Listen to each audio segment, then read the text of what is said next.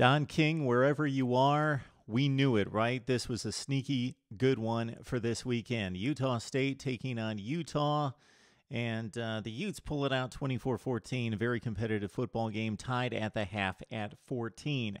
So coming into this one, the Aggies with 3 losses. The most noticeable one, wide receiver Hunter Sharp, their most productive wideout, 66 catches, 939 yards last season, 7 touchdowns, missing his second of a 2-game suspension. Left guard Tyshawn Mosley, who started 13 games for the Aggies last season, missed this game, as well as cornerback Bryant Hayes with 3 starts under his belt in 2014. Dominic Hatfield, the cornerback for Utah, back in the fold after serving a 1-game suspension as well. He had 35 tackles and 9 pass breakups for the Utes last season. Okay, let's get to the action on the field. And right out of the gate, Utah State lost another key contributor in senior strong safety Marwin Evans, who was called for targeting on the very first possession of the football game. So automatic dismissal for Mr. Evans. Utah's first touchdown drive, Travis Wilson in this game, I thought he was super sharp. 9 for 12 for 76 yards, and I don't remember him missing a throw. He was decisive. He dropped back. He was slinging it. Sure fire stuff out of Travis Wilson. Now 17-12 as a starter at Utah. Again, 9 for 12 for 76 yards. We'll get to why Mr. Wilson did not finish the football game. On the other side, we'll talk more about Chucky Keaton for the Aggies. Got to really feel for this guy coming back time after time after time following major knee surgeries. His first drive of the game ended with a bad interception, but he played much better despite being hobbled the rest of the way. Key play here early in the game, Utah facing a 3rd and 9 at its own 8-yard line. Pass interference bailed out Travis Wilson and company. Just several plays later, Wilson avoids the rush. He had an option run that was beautiful for 38 yards on a 3rd and 5 play. He was knocked out of the game with 7 minutes left in the second quarter. We'll hear his diagnosis a little bit later in the week. Devontae Booker, 31 carries, 120 yards on this night. Well-earned yardage out of Booker after a subpar showing against a very stout Michigan front 7. Booker with a touchdown to make it 7-0. 3 secondary players for Utah exceptional. Justin Thomas coming off a Pac-12 Player of the Week performance against Michigan. He was exceptional again in the open field, knocking down balls and knocking down ball carriers. These guys just come out of nowhere and are sure tacklers in the open field. I'm talking about Thomas. I'm talking about Gianni Paul, who had an interception, a key play late in the football game, and Marcus Williams as well. So Kendall Thompson in for the injured Travis Wilson after Wilson again 9 for 12 on the night. Kendall Thompson 8 for 10. But these are 2 completely different skill sets when it comes to throwing the football. Thompson, shaky, came very close to disaster a number of times despite that 8 for 10 showing that produced 56 yards. He carried it 6 times for 23 yards and a touchdown. He's slippery, he's quick, he's elusive in the open field, but this is not the guy that you want leading the offense for the next 11 games. If you're Utah, you are hoping that Travis Wilson can come back. Utah linebacker number 41, Jared Norris, he was knocked out of the game in the second quarter as well. He was 3rd in the Pac-12 in total tackles last season, so he was a key loss there.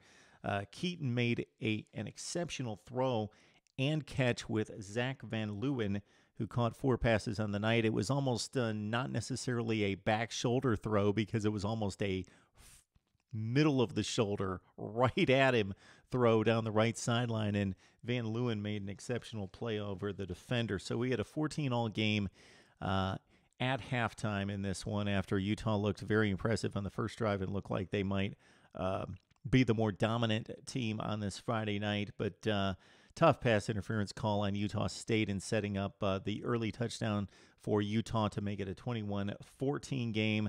Chucky Keaton hurt early in this game, and I didn't know whether this kid was going to finish the game. In the third quarter and into the fourth quarter, it didn't look good for him. He was really hobbling, made some poor throws in the third quarter due to the leg injury, couldn't step into the throw, couldn't push off, couldn't land, and left some passes short. And I thought it was going to be an abbreviated night for Chucky Keaton. Utah freshman wide receiver Britain Covey caught 6 for 61, and he's an impressive kid. He lost about 7 Aggies on a punt return that was key, that went for 30 yards and setting up one of the touchdowns. So Utah led it at 24-14 at this point. Utah State, needing to get back in the ball game, had their last 2 drives of the game. I won't count the last drive that ended with seconds left on the clock. I'll count the 2 drives before that if they could have completed the drives, would have taken this game really right down to the wire. But they had a big drop by Kennedy Williams. He was wide open. The play action went to the right side. They left him all alone on the left side of the formation. He snuck out in the flat, and he was wide open, would have jogged it in for the touchdown for Utah State, but he dropped that pass. Now, that was key, especially since just a play or two later, there was a huge hit by Peta Tamapinu. That's where we'll leave that right there for Utah on Chucky Keaton at the Utah 24-yard line. So they had driven it all the way, Utah State, from its own 10 all the way to the Utah 24-yard line. And there was a blindside hit by Peta, who knocked it away from Keaton. Fumble recovery, and Utah stalls the drive right there for Utah State. Utah State comes right back. The next drive, Keaton right back down the field, and miraculously, after he was really struggling with his throwing motion with the leg injury, threw the ball much better in the fourth quarter and really delivered some nice strikes, and he did it again, putting together a 56-yard drive until they get down to the Utah 11-yard line, and he threw a pass on the run that was a little bit off target, could have been caught, hit the hands of the receiver, deflected into the air, and then Gianni Paul picked it off at the Utah 11-yard line. And for all intents and purposes, although Utah State had a glimmer of hope, they had enough time to pull off the miraculous, but down by 2 scores, these were the 2 drives that sealed the fate for the Aggies. Utah State wins at 24-14. We will be tracking the health of Travis Wilson over the next few days, and Chucky Keaton as well, coming off the injury in which he was 22 for 35, 256 through the air, 2 touchdowns. The one bad pick, he also had the other interception I just mentioned near the end of the game. 2 picks, 2 touchdowns, 256 through the air for Keaton. He ran 12 times for 45 yards.